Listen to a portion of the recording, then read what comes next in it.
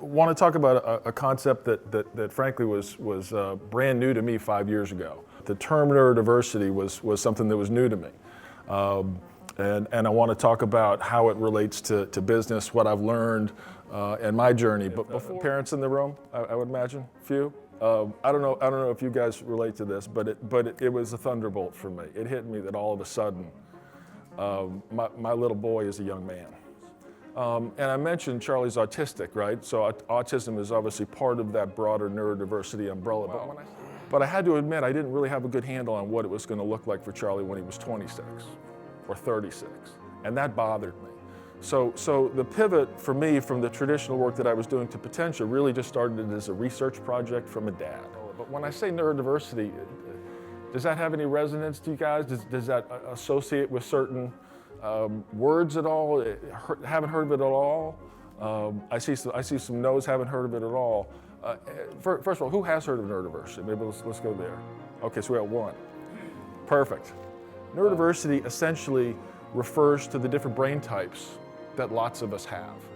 And as a result, the different ways that we process information, the different ways that we relate to each other, the different ways that we learn, the different ways that we see the world.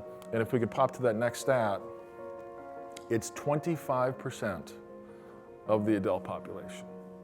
So 1 out of 4 of us, 1 out of 4 of your workers, 1 out of 4 of your parents' kids is walking around with a different operating system, right? Now, in some cases, that can be a very minor difference. In some cases, it can be quite major, but this is a fact, right? And this is something that I learned, again, just with my research as a dad. So the second part was, how does it impact work? Because I come from an employment background and I'm thinking about Charlie at that 26 and 36, right?